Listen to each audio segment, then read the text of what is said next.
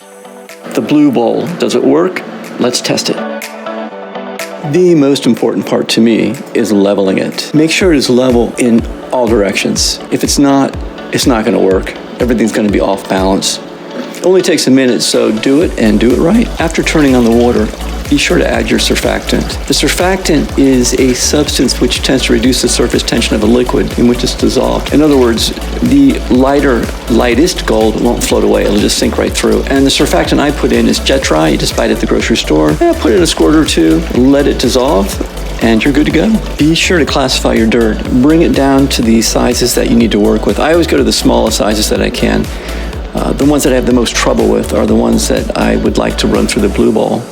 Be sure to add water, and then you can begin the process. I like to put it in 1 teaspoon at a time before adjusting the water flow. And I put in 2 or 3 teaspoons. And then take a look at it, and I adjust the water flow accordingly. In other words, depending on the size of the dirt, I may have to turn the water flow on a little bit harder or a little bit softer. What I'm looking for is to have the whites moving towards the center and up over the top while leaving the heavies behind. That's the goal. And you may have to adjust it each time, depending on what size dirt you're using. So there might be little pieces in there. Right there, it looks like there might be something that's not moving. And I like the fact that it's blue. It's easier for me to see the gold. Those of us with the blue-green,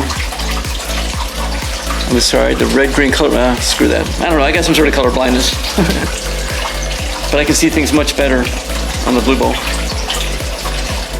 You can see here where the lighter materials are separating from the heavier materials. And the lighter ones will just go over the top and into the bucket, leaving the heavies behind.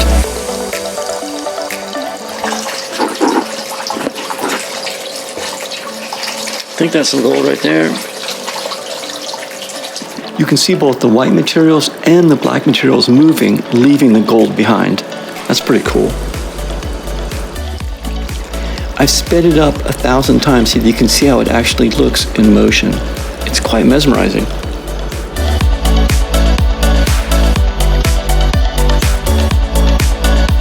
If it looks like I'm not making any progress, I turn the blue bowl off, take a squirt bottle, and push the materials back out again. And then I start it back up again, and that usually does the trick.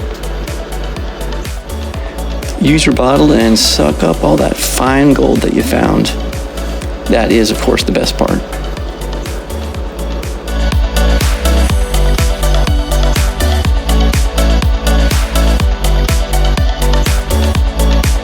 I increased the water speed a little bit just to see what would happen. And I'm adding my 3 teaspoons of material. So I was kind of curious to see if it would still leave the gold behind. And this is in real time. So you can see these cool designs when it's set up correctly. It's like a nice, even spiral. You can see the whites going up the top. Even though it looks like it's going down, it's actually not. The whites are going up and over. It's hard to capture that. But you look closely to make sure that you're not losing any gold too. Because if you are, and that's depending on your classified material size, but if you are losing it, then just turn down your water speed. But it's kind of fun to do this. It's relaxing to sit here, adjust your water speed, see the gold appear, and repeat. Hey, could y'all do me a big favor and like this video and subscribe? It would really help me out. I appreciate it. Thanks.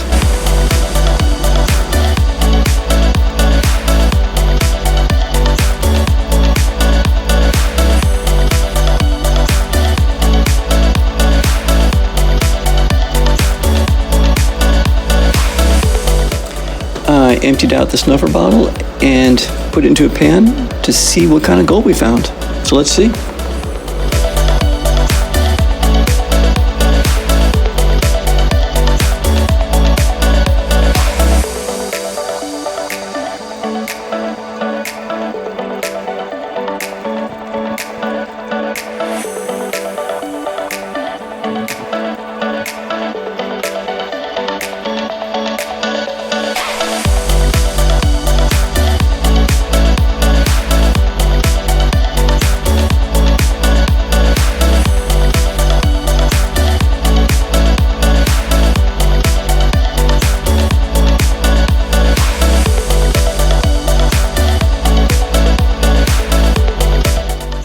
will I continue to use the blue bowl?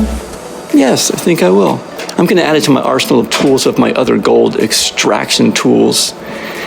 It works good. I mean, each one seems to do what it's best at, and the blue bowl really gets that super fine gold if you have the patience to use it. So yes, I will continue to use it. That's all for now. Bye.